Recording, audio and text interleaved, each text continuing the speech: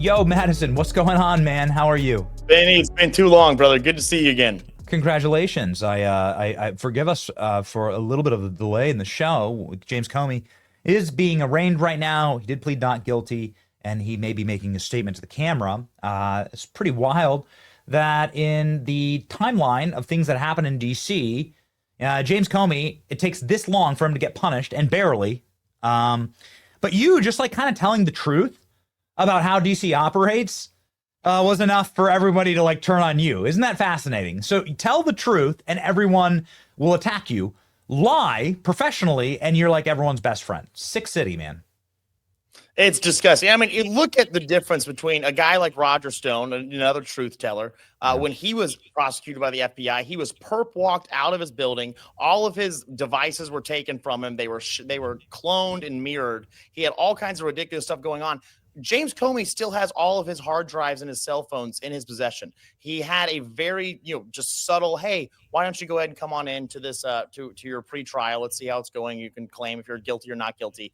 It just shows that even into this day, and it's because the deep state is still so well rooted, that there is a two-tiered justice system. And thank God for the President Trump's administration trying to right that and correct that. But it is just two-tiered. It's disgusting. It's rules for thee and not for me. You were arguably one of the staunchest supporters of President Trump when you were serving in your first term. Now you want another crack at it. And I guess the question, and we've known each other for a long time, but the question is why? Like, you know what I mean?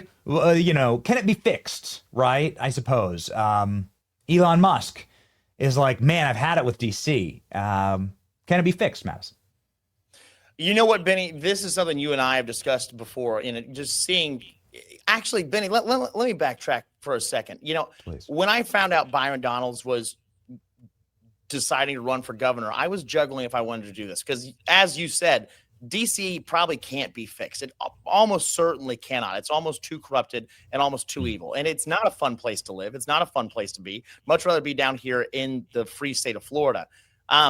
And as I was juggling that, I went to D.C. I talked with a bunch of people. I was talking about, but should I run? Should I not run? What do you think? And, I got a warm welcome. I was trying to decide what to do. But there were some things that really pushed me to it. One, seeing the political violence, the asymmetric warfare that's going on in the country right now against the right, perpetrated by one side. And then seeing that culminate in the death of you and I's friend, Charlie Kirk, that greatly pushed me to it. But then especially Benny, and I'm not just trying to blow smoke, but your speech at his memorial, I thought was extremely moving. And although DC might not be able to be fixed, although we might have to radically change the way our government operates, if you don't get involved in politics, then you are destined to be ruled by lesser men. And I believe that we all have a duty to stand up and do what we can to save this country. In Charlie Kirk's place, 10,000 more should rise. And I hope everybody has the courage to do what they're capable of doing. And so, although I think DC is a vile, sick, and twisted place, and it's probably beyond repair, we have a duty to try and save this for the general welfare, as we're called to in the Bible, of our country, and also for the next generation. That is why we need to do this. Because if we don't save this country for our next generation, this country will be lost. It's not passed down in the bloodstream. It's something we have to fight for every single generation. It's your and I's turn in the barrel, and it's time for us to fight. Yeah, I mean, that's a great point. There's an old Teddy Roosevelt speech that's arguably, I think, my favorite speech ever given in American political history about in the arena. And it's like there was almost a instinct to retreat, right? Like during the Biden era, by a lot of people to just say like, it's over and it's time to just go make something new. Or maybe like get out to the hillside, and like get our Tesla batteries and just get out to the hillside and nothing can be saved. And I hate that mentality. I really do. This is why we were in Chicago and Portland. Over the past 7 days, we've been to Chicago and Portland with ICE, going on ICE raids, because there's no such thing as a permanent blue city. And when you go to these cities, it's wild, Madison. I know that you've had the same experience. There are Trump supporters everywhere waiting at the gate. We're like 4 or 5 Trump supporters that worked at the airport. Like working men that were there, and they were like, when I was coming off my plane, right, and just flying commercial there connecting through Atlanta, and you come out, and there's like the dude there, the manager of Delta, was there, and it was like really cool. They're like, no man, we love Trump here, and we need to save Oregon. And I don't like that defeatist attitude that like something is like beyond repair. I actually like appreciate that because we're all Americans. It's like our country. It's our birthright. And it's our job to defend it and protect it and to make sure that it doesn't get taken over by Trantifa Marxists. No, you're absolutely right. I think people that want to run away from a fight, I always say the face of a coward is the back of their head as they run away from a battle. And that is just not who we're called to be. We're called to not have a spirit of timidity, but to have one of courage and to be able to go forth into the battle and the fray and be willing to get down the muck and mire. But I'll tell you, I watched the videos of you with Secretary Noem. I thought they were incredible. And I've experienced the exact same thing in so many Democrat cities. But the left wing, just cabal has created these machines inside of these cities that has been designed to make people, the majority of people, either vote for leftists and create more leftists. One, because they're taking away home ownership from people, so they don't actually have any ties to the land.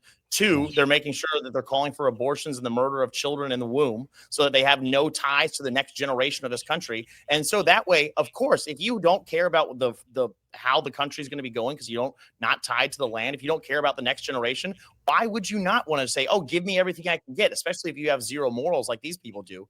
And I've noticed inside of these deep blue cities, there are unprecedented number of Trump supporters. And I think it's because we've moved the Overton window so much during the Trump era that people have realized how it just morally and intellectually bankrupt all the leftist ideas are. And they're starting to say, you know what?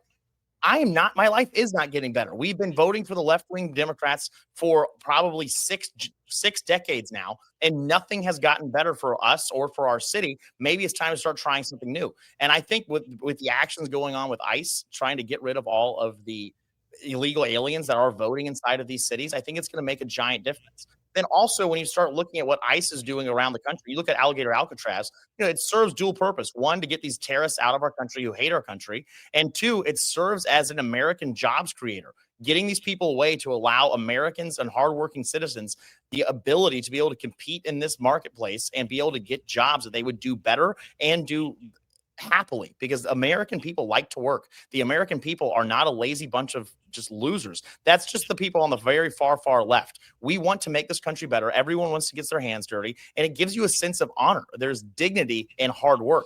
And, I always say pressure is a gift. Go out and get into the fray.